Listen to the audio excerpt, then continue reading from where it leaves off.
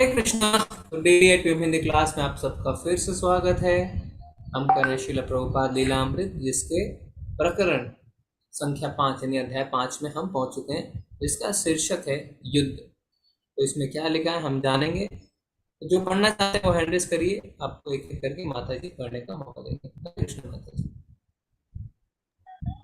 हरे कृष्णा। ललिता माता जी पढ़िए। हरे कृष्णा। हरे कृष्णा प्रभु जी, माता जी धन्यवाद। 1936 ईस्वी से अब तक की परिस्थितियों में मैं केवल तर्क वितर्क करता रहा कि बिना किसी साधन और सामर्थ्य के क्या यह कठिन कार्य मुझे आरंभ करना चाहिए।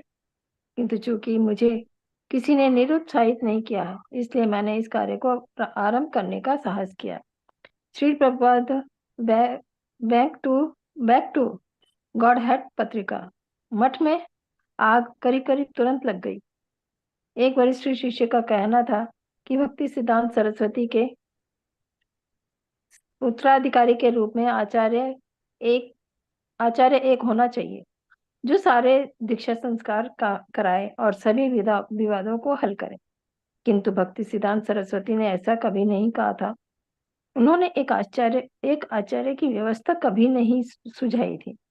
प्रत्युत गौड़ीय मठ के सदस्यों को उन्होंने एक 12 सदस्यीय शासी मंडल बनाने और सामूहिक प्रयत्न करने का आदेश दिया था। किंतु उस आदेश का त्याग कर दिया गया और यह विचार प्रधान बन गया कि नेता एक होना चाहिए। 12 के स्थान पर केवल एक व्यक्ति को कार्यभार लेना चाहिए, और वह एक व्यक्ति कौन हो, इसके लिए होड़ मच गई। 2 दलों में संघर्ष हुआ। जी हरे कृष्ण प्रभु जी, माता जी। धन्यवाद। भक्ति सिद्धांत सरस्वती ठाकुर ने कहा था, आगुन होइबे, आग लगेगी। और जैसे ही तिरोधान हुआ भक्ति सिद्धांत सरस्वती ठाकुर का, वैसे मठ में आग लग गई। आग लग गई का अर्थ ये नहीं कि वहां पे आग लग गई लिटरली। आग लगने का अर्थ है मठ जो है अब कई टुकड़ों में बंटने की तैयारी में था, क्योंकि गुरु का जो आदेश था उसका पालन नहीं हो रहा था। गुरु का आदेश था एक 12 सदस्य मंडल, 12 मतलब 12, कि 12 सदस्यों की एक कमेटी बने, जीबीसी, जो गौड़े मठ को चलाए। पर लोग क्या कहने लगे, भक्ति सिद्धांत का उत्तराधिकारी एक होना चाहिए, सिंगल पर्सन। तो वो ही सिंगल पर्सन सारी दीक्षाएं दे और सब कुछ व्यवस्थित करे। पर भक्ति सिद्धांत ने कभी ऐसा नहीं कहा था। भक्ति सिद्धांत प्रभुपाद ने कहा था कमेटी बनाओ। तो अब क्योंकि गुरु की आज्ञा का पालन नहीं हो रहा था, आग तो लगनी थी। आग लगनी थी यानी चीजें अब करीब करीब खराब होने की परिस्थिति में आनी ही थी। तो क्या हुआ हम देखेंगे, होड़ मच गई क्योंकि सजेशन हुआ एक व्यक्ति चलाए। अब कौन होगा वो एक व्यक्ति, वो हम देखते हैं, और क्या लोगों ने कहा वो भी हम देखते हैं। जी पढ़िए। हरे कृष्णा। रेणु माता जी पढ़िए। हरे कृष्णा प्रभु जी। ये यहाँ से पढ़ना है, 2 दल,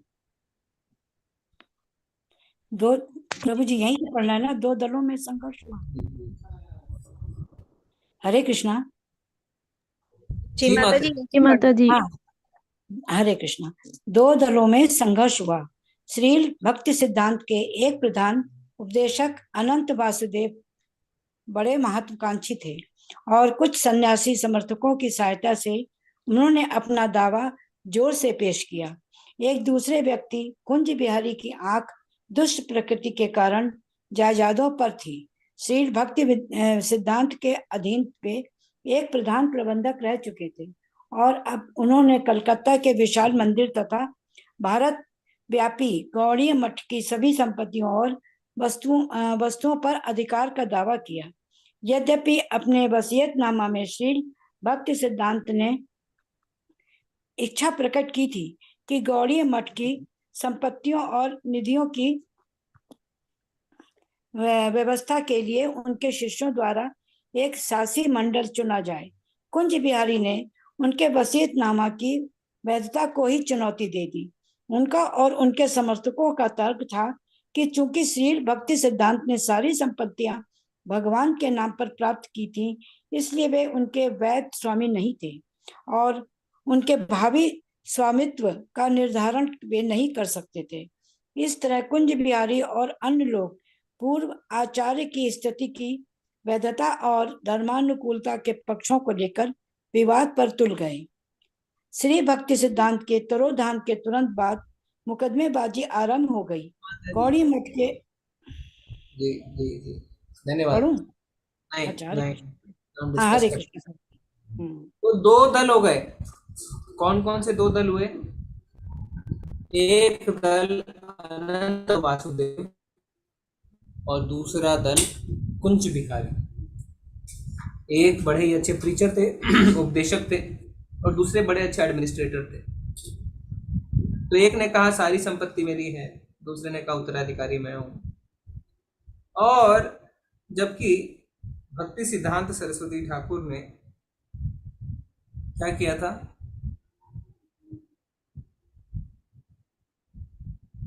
उन्होंने अपने एक वसीयतनामा भी लिखा था। वसीयतनामा में उन्होंने क्या लिखा था? वसीयतनामा में ऐसा नहीं लिखा गया था कि किसी एक व्यक्ति को चीजें सौंपी जाए। उनकी इच्छा क्या थी कि गौड़े मठ की संपत्ति और निधियों की व्यवस्था के लिए उनके शिष्यों द्वारा एक शासी मंडल चुना जाना चाहिए, है ना?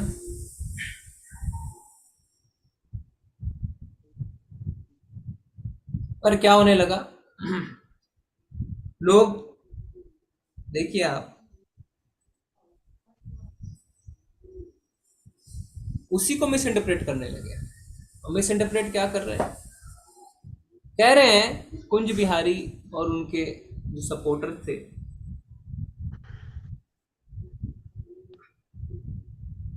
कि भक्ति सिद्धांत ने जो सारी संपत्ति गौड़िया मठ में ली थी, पाई थी, वो भगवान की थी। इसलिए वो वसीयतनामा में उसके बारे में कैसे लिख सकता है? समझ रहे हैं आप? वसीयतनामा जो होता है, विल, वो अपनी संपत्ति बांटने के लिए होता है। और ये लोग कह रहे हैं ये उनकी संपत्ति थी ही नहीं, तो वसीयतनामे में इस चीज के बारे में वो कैसे लिख सकते थे?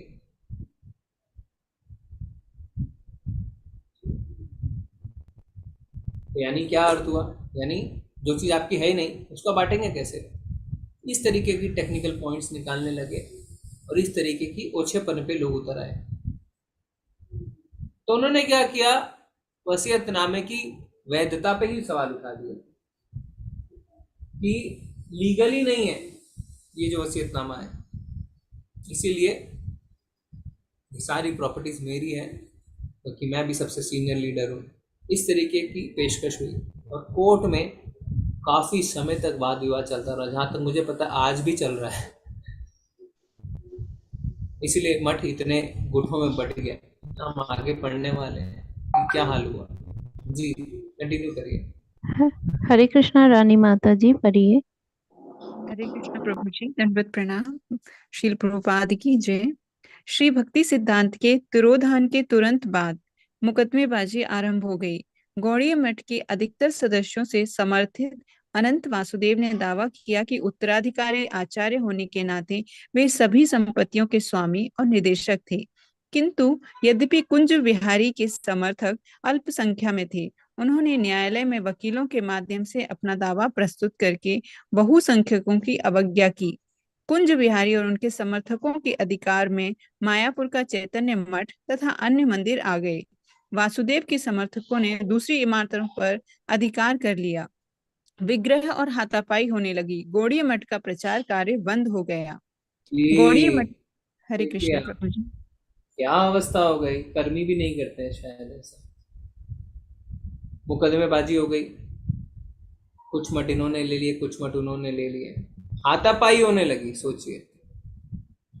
और प्रचार कार्य बंद हो गया। प्रचार कार्य तो बंद होना ही था क्योंकि लोग अभी प्रॉपर्टी के पीछे भागने लगे। फॉलोअर्स के पीछे भागने लगे।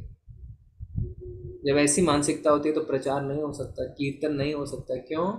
क्योंकि चैतन्य महाप्रभु ने क्या कहा है, त्रिनादपि सुनी चेना तरोरपि सहिष्णु नामानि न मान देना कीर्तनया सदा। सदा कीर्तन कौन कर सकता हरि का? जो अपने आप को तिनके से भी तुच्छ, पेड़ से भी ज्यादा सहिष्णु, दूसरों को मान देना और अपने लिए मान नहीं प्राप्त करना, ऐसी मानसिकता में रहता है, वो कीर्तन कर सकता है, वो प्रचार कर सकता है। और यहाँ पे आप देखेंगे तो जैसे परिवार में झगड़े होते हैं ना प्रॉपर्टीज को लेके, माँ बाप के जाने के बाद वो हाल हो गया, ये मेरा, मुकदमेबाजी हो गई। आगे क्या हुआ पढ़ेंगे। हरे कृष्णा। पुण्यवती माता जी पढ़िए। हरे कृष्णा माता जी, हरे कृष्णा प्रभु जी, श्री प्रभुपाद जी की जय। गौड़ीय मत के क्रियाकलापों में भाग ले सकने का अभय की असमर्था अचानक उनके पक्ष में गई। मठ में एक सदस्य की अपेक्षा वे दर्शक अधिक थे और कम से कम ऊपर में से वे मशीनरी कार्यकर्ता की तुलना में घर गृहस्थी वाले व्यवसायी अधिक थे। इससे वे अपने आप झगड़े से दूर रहे। मुंबई तथा इलाहाबाद के मठों से वे अवश्य संबंधित थे, पर उनमें न उनकी व्यवस्थापक की स्थिति थी और न उन पर उनका स्वामित्व का दावा था। न मुकदमेबाजी में उनकी कोई भूमिका थी, न ही अधिकार के लिए संघर्ष में वे किसी का पक्ष लेने की इच्छा रखते थे। अन्य बहुत से शिष्यों की भांति वे भी यह देखकर विमूर्छित में थे कि किस प्रकार उनके आध्यात्मिक गुरु की परस्पर सहयोग की शिक्षाओं की अवहेलना हो रही थी और उनके मिशन को मुकदमेबाजी में झोंक दिया गया था। अभय जानते थे कि शील भक्ति सिद्धांत की इच्छा थी कि मिशन के नेता आपस में मिलजुल कर कार्य करें, इसीलिए झगड़े वाले दलों में से किसी के साथ उनकी सहानुभूति नहीं थी। दोनों दल शील भक्ति सिद्धांत सरस्वती के अपमान के रूप में थे। धन्यवाद माता जी प्रभु जी। तो क्योंकि अभय ग्रस्त में थे, बिजनेस करते थे, तो वास्तव में वो एडमिनिस्ट्रेशन में नहीं थे, मठों के एडमिनिस्ट्रेशन में थे। जाते थे मठ, कीर्तन करते थे, मृदंग बजाते थे, प्रीचिंग करते थे, सन्यासियों की मदद करते थे, बट एडमिनिस्ट्रेशन में नहीं थे। एडमिनिस्ट्रेशन में ना होना उनके लिए फायदेमंद रहा, क्योंकि वो इस झगड़े से दूर रहे। किसी ने ये नहीं कहा बे तुम मेरी तरफ हो या उसकी तरफ हो, ऐसा पोजीशन आया ही नहीं।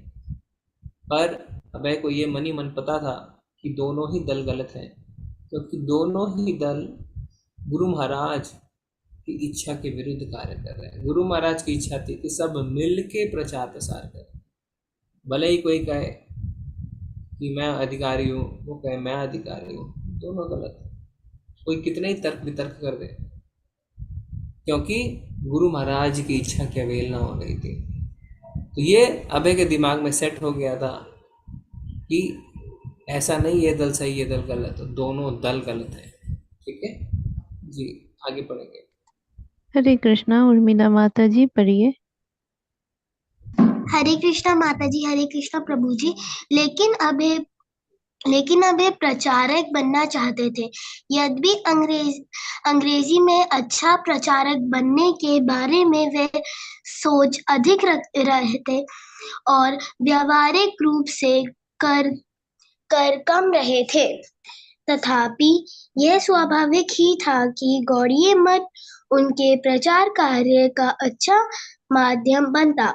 गौड़ीय मठ के प्रकाशनों में उनके लेख छप चुके थे। माता जी ऊपर कर दीजिए। उनके लेख छप चुके थे और वे गुरु भाइयों के साथ इलाहाबाद और बंबई के केंद्रों में कार्य करते आए थे। अतः उनके लिए यह सोचना स्वाभाविक था कि अपने आध्यात्मिक गुरु के मिशन की सेवा करके वे स्वयं आध्यात्मिक गुरु की सेवा कर सकते थे।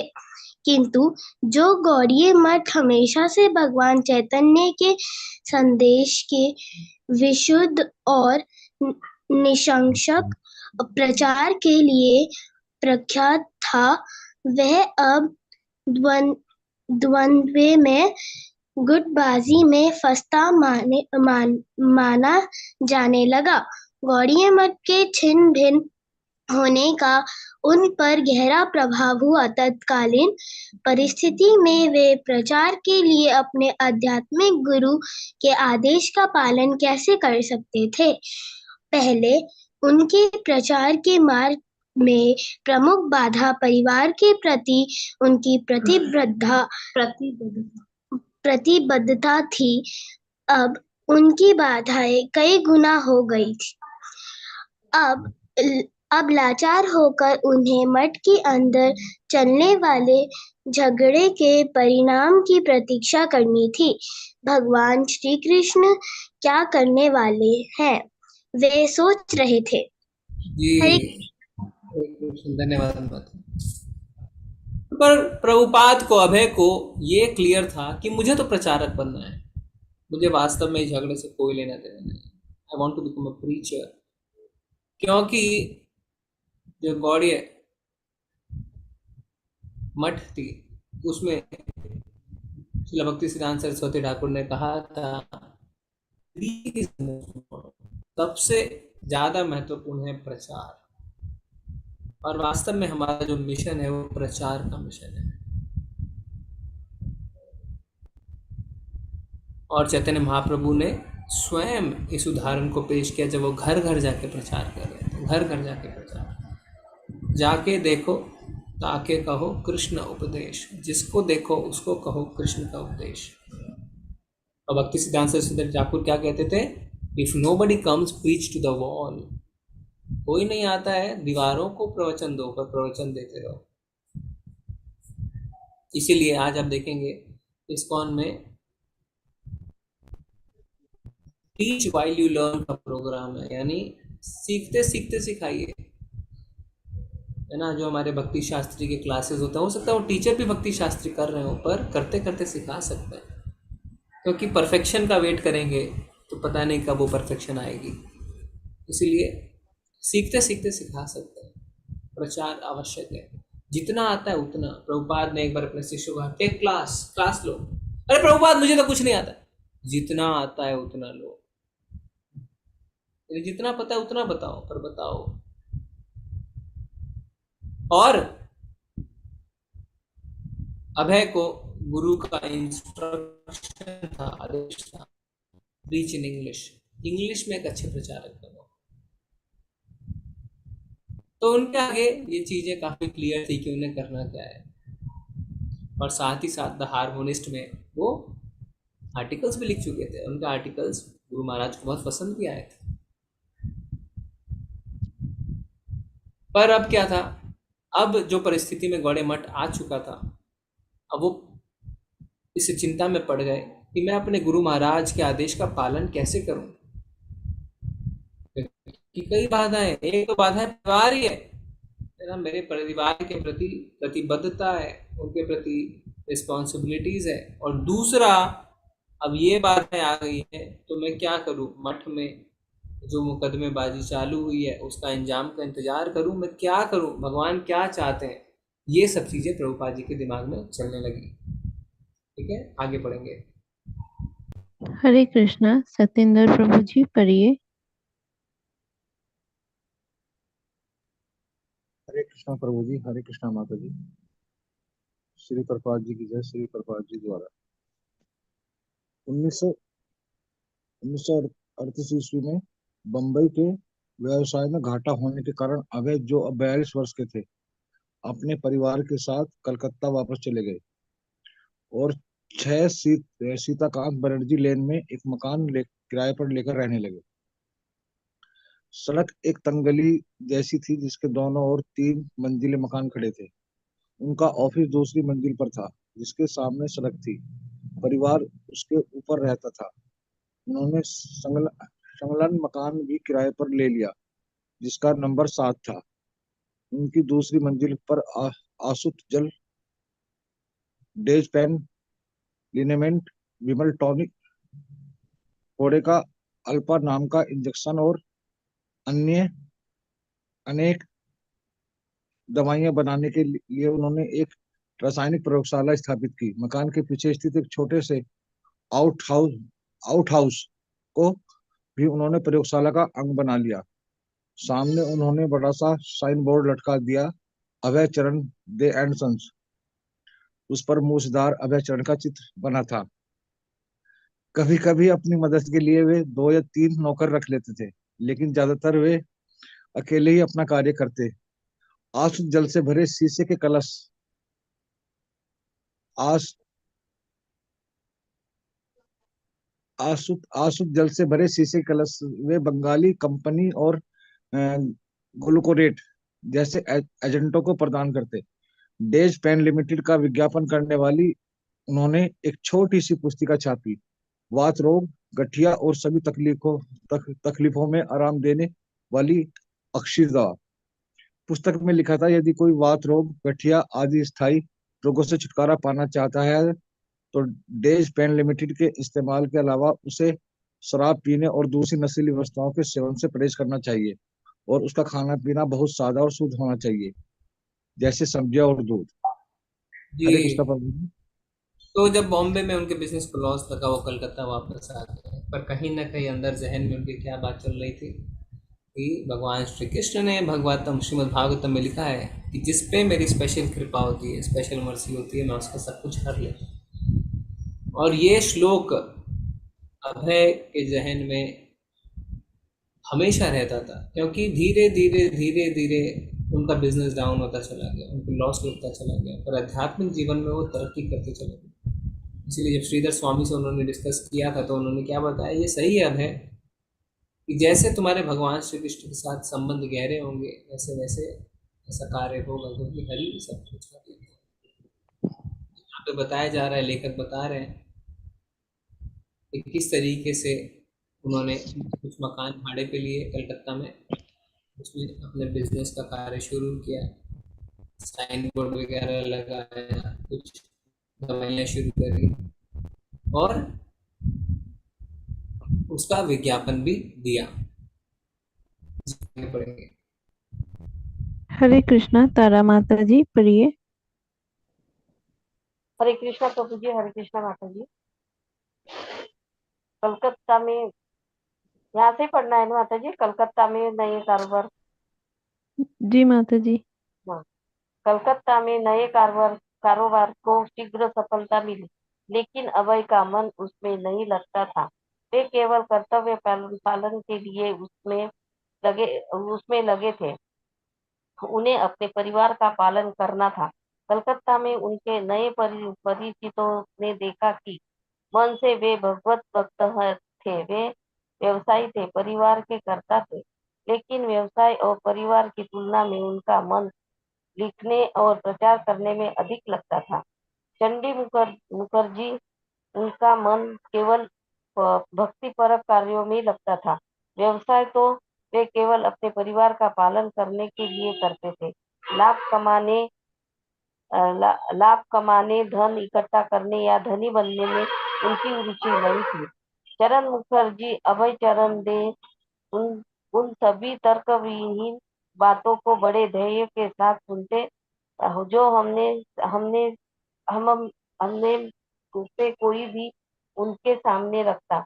दर्शन शास्त्र से अनजान में बहुत सी तर्कहीन बातें उनसे करता और वे हमेशा धैर्य पूर्वक उनको सुनते थे।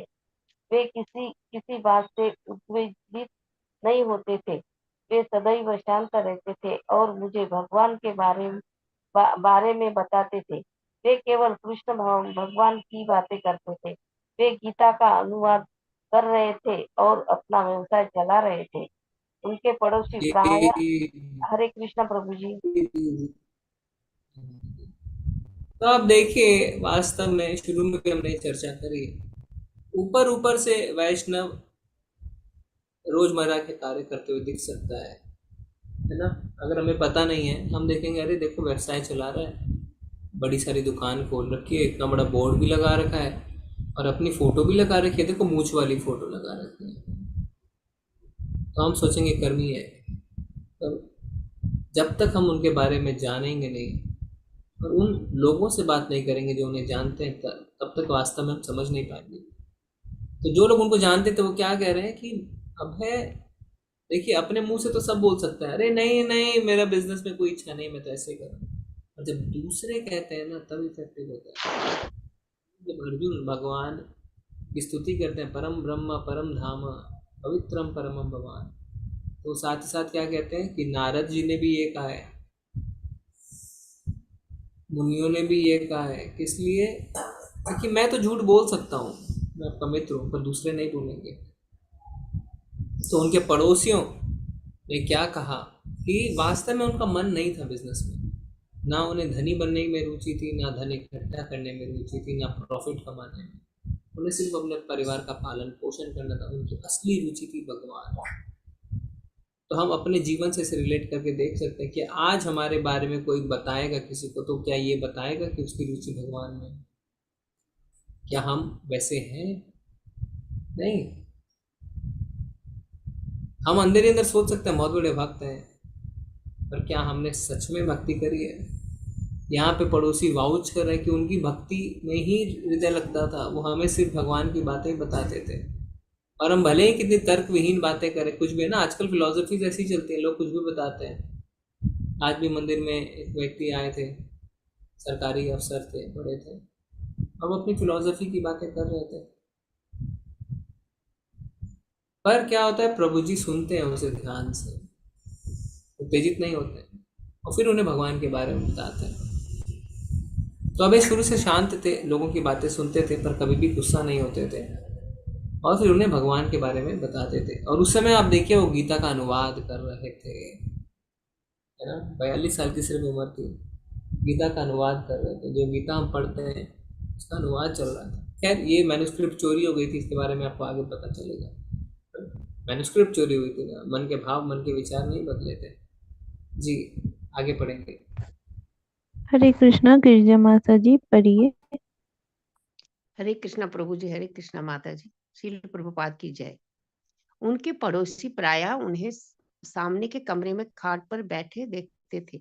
वे अपने आध्यात्मिक गुरु की पुस्तकें पढ़ते रहते थे और कभी कभी संस्कृत के श्लोक सरवर पढ़ा करते थे। जो कोई उनके पास आता उनसे दर्शन शास्त्र पर वाद विवाद उन्हें पसंद था। उनका परिवार प्रायः ऊपर रहता।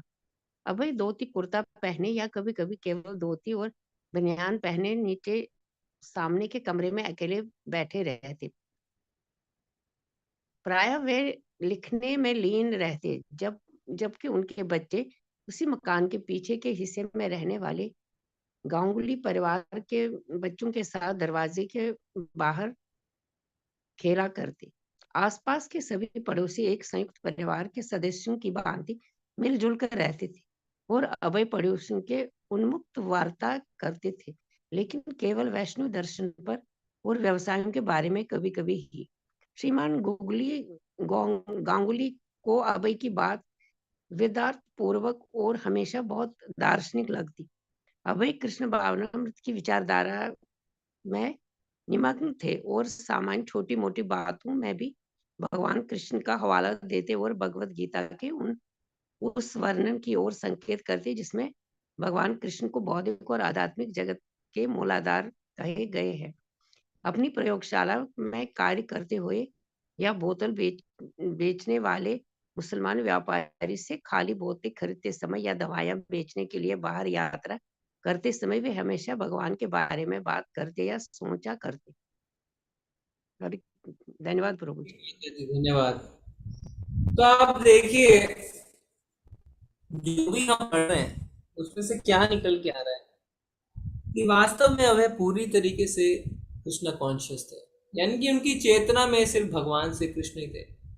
और जिसकी चेतना में ऐसा होता है तभी वो छोटी छोटी सी बातों पे भगवान का हवाला दे सकता है ना। हो सकता है हम पढ़ने के लिए पढ़ लें, कुछ लोग को याद कर लें, पर क्या हम व्यवहारिक रूप से उसे अपने जीवन में उतार रहे हैं, उसे यकीन कर रहे हैं, 100% ट्रस्ट कर रहे हैं? नहीं कर रहे हैं।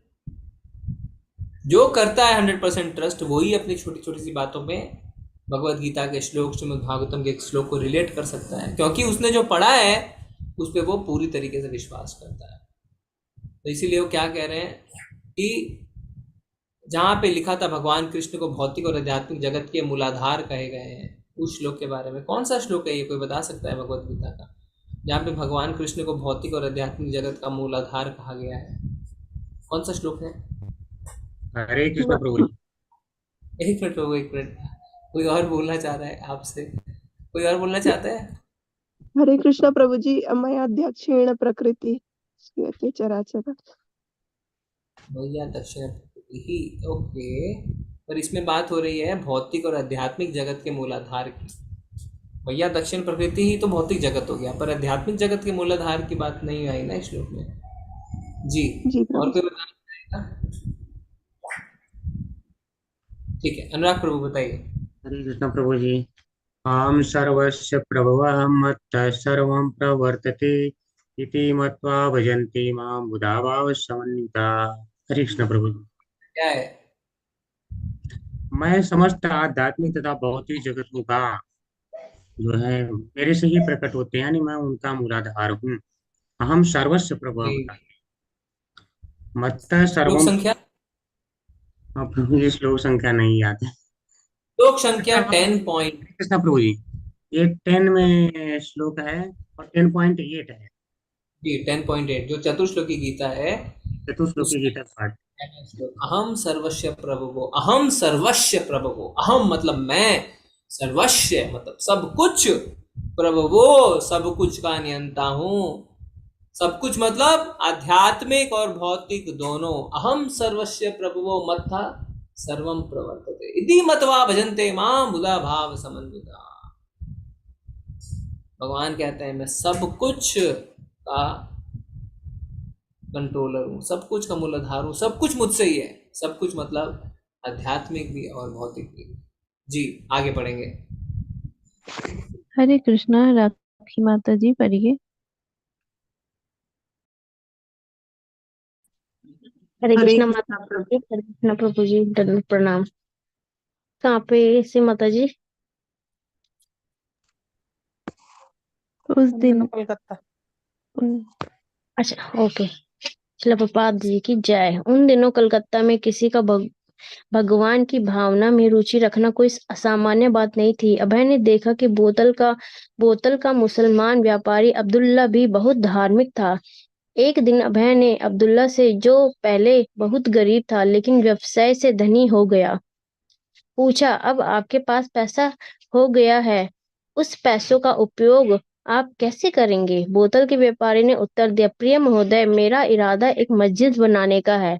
इस बीच गौड़िया मठ का युद्ध चलता रहा। दोनों ही दलों के उद्देश्य दूषित थे और दोनों ही दल अपने आध्यात्मिक गुरु की शिक्षाओं से विरत हो गए थे। संपत्तियों के स्वामित्व का निर्माण मुकदमेबाजी से कराने का प्रयत्न ही इस बात का प्रमाण था कि भक्त लोग अपने आध्यात्मिक गुरु की स्पष्ट इच्छा का, जो उनके वसीयतनामे में उल्लिखित थी, उल्लंघन कर रहे थे। मुकदमे का क्रम वर्षों तक चलता रहा, लेकिन इस कानूनी लड़ाई में न उन्हें एकता सिखाई, न उनके मन को शुद्ध किया। एक न्यायालय का निर्णय अत्यंत वासुदेव के पक्ष में था, लेकिन उससे ऊंचे न्यायालय ने मठ की 2/3 जायदाद कुंज बिहारी को दे दी और 1/3 वासुदेव को। यद्यपि वासुदेव को कम जायदाद मिली, उनके अनुयायियों की संख्या अधिक थी। वह उन्हें मठ की शिक्षाओं की पुनर्जीवित करने पर अधिक तुले लगते थे, लेकिन बाद में एक औरत रख लेने के कारण जब सन्यास के आदर्शों से उनका पतन हो गया, तब उनके दल और भी छिन्न भिन्न हो गए। अधिकतर सन्यासी अपने सिद्धांतों पर अटल बने रहे, लेकिन उनमें से बहुत ने तो बताया जा रहा है कि उस समय में भगवान में रुचि रखना असामान्य नहीं था। देखिए कितनी बड़ी बात है, आजकल एक्चुअली असामान्य है?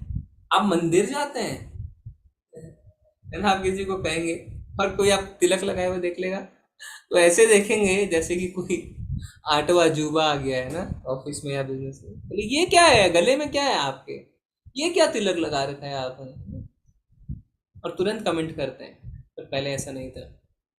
तो प्रभुपाद एक मुसलमान से बात कर रहे थे जिनसे खाली बोतलें खरीदते थे। कहता अभी पैसा आपके पास क्या करेंगे? बोले मस्जिद बनवाऊंगा। देखिए आप कितने पाक इरादे हैं। वास्तव में जितने साधन है उसका उपयोग भगवान की सेवा में होना चाहिए, क्योंकि वो भगवान के ही है, हमारा कुछ है ही नहीं। तो कल भी हमने चर्चा करी, धन है तो भगवान की सेवा में लगाइए भाई साहब। ये बहुत नसीब है कि मंदिर का निर्माण अगर कहीं हो रहा है उसमें हम दान देते हैं। प्रभुपाद कहते हैं if you build a temple for Krishna, Krishna will build a palace for you in Vaikuntha. और प्रभुपाद जो कह रहे हैं वो हमें मानना चाहिए। और फिर बताया जा रहा है कि गौड़े मठ की युद्ध चल रहा था, मुकदमेबाजी चल रही थी। अब आप देखिए, जब गुरु की आज्ञा का अवहेलना होती है, पतन होता जाता है। किसी लोअर कोर्ट ने कोई डिसीजन दिया, हायर कोर्ट ने कोई डिसीजन दिया, अच्छी बात है, पर क्या हुआ, सन्यासी जो थे उनके लिए क्या लिखा हुआ है, एक औरत रख लेने के कारण उनके सन्यास के आदर्शों से पतन हो गया। तो ऐसी चीजें होने लगती है। अगर हम गुरु को ही सेटिस्फाई नहीं कर सकते तो हम कृष्ण को सेटिस्फाई कैसे करेंगे? और आपका पतन होता जाएगा, होता जाएगा, होता जाएगा। तो कोई छोटी मोटी चीज नहीं है ना। कई बार हम लोग, अभी सुबह सुबह की भागवतम क्लास में प्रभु जी ने कहा, कई बार हम जानबूझ के गुरु की आज्ञा का अवहेलना करते हैं। ये डेडली है, सुसाइडल है, अपने आध्यात्मिक जीवन में आत्महत्या के समान है। कभी भी हमें गुरु की अवहेलना नहीं करनी चाहिए, कभी भी गुरु की अवहेलना नहीं करनी चाहिए।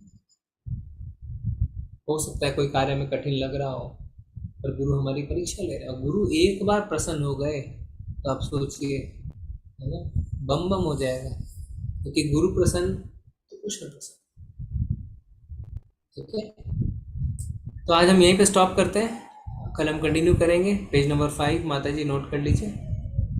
हरे कृष्णा, हरे कृष्णा। आप सभी का बहुत बहुत धन्यवाद अंत तक बने रहने के लिए। कल तो हम संडे है, कल की क्लास है। अच्छा, एक चीज़ है, अभी क्या है, थोड़ा सा अगले वीक बुधवार से थोड़ा ट्रैवल रहेगा, तो से मिलने के लिए मंदिर से प्रभु जी ने सेवा दी है सच्चिदानंद प्रभु को और मेरे को जाने के लिए। तो हम तो प्रभु जी कहाँ जा रहे हैं? माता जी ये गल्फ का प्रोग्राम है, तो वहाँ पे बहरीन जाना है, दुबई, अबू धाबी और मस्कट। वहाँ के जो हमारे भक्त जी, उन्होंने बुलाया है सबको, और आशा करते हैं कि हमारे जो मंदिर का निर्माण कार्य में भी वो सहायता करेंगे, क्योंकि अभी वास्तव में हमें भक्तों की सहायता की बहुत आवश्यकता है। मंदिर के निर्माण के लिए बहुत ज़्यादा पैसे लगते हैं, और इतने पैसे इकट्ठे होने अगर इसको बहुत जरूरी है जी, तो हम जाएंगे वहाँ पे, भक्तों ने बुलाया भी, देखते हैं। तो वहाँ से प्रभु जी ने स्ट्रिक्ट आदेश दिए हैं कि वहाँ जाके क्लास लेने की कोशिश ना करें, क्योंकि फोकस चेंज हो जाता है। फोकस वहाँ पे होना चाहिए कि आप भक्तों से मिले। इच्छा है क्लास डिसकंटिन्यू ना करें, ना रोकें, क्योंकि यहाँ पे आप देख रहे हैं सिंपल है, बहुत ज़्यादा फिलोसॉफिकल नहीं है। तो आप लोग कंटिन्यू कर सकते हैं रीडिंग। सरिता माता जी हैं, संपिता माता जी हैं, तो उनके साथ कोऑपरेट करिए, क्लास में आते रहिए जरूर जी। भक्तों का संग आवश्यक है। देखिए, आप सब मिलके पढ़ेंगे तो वो संग आवश्यक है, वो वाइब्रेशन। कंटिन्यू करिएगा क्लासेस, ठीक है। प्रभु जी आपकी आत्मा मंगलमय हो। और आप सबके अगर जान पहचान में कोई भक्त रहते हैं, कोई आपका परिवारजन रहता है, तो उनको आप खबर कर सकते हैं, उनसे भी हम मिल सकते हैं। ठीक है, ठीक है प्रभु जी। हरे कृष्णा प्रभु जी। हरे कृष्णा प्रभु जी। सारा नाम प्रभु जी। हरे कृष्णा प्रभु जी। दंडवत प्रणाम। हरे कृष्णा प्रभु जी। दंडवत प्रणाम। प्रभु जी दंडवत प्रणाम। हरे कृष्णा प्रभु जी। आचार्य श्री हरिदास ठाकुर की जय जय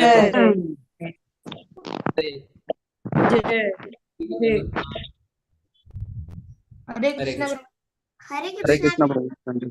हरे कृष्णा प्रभु जी।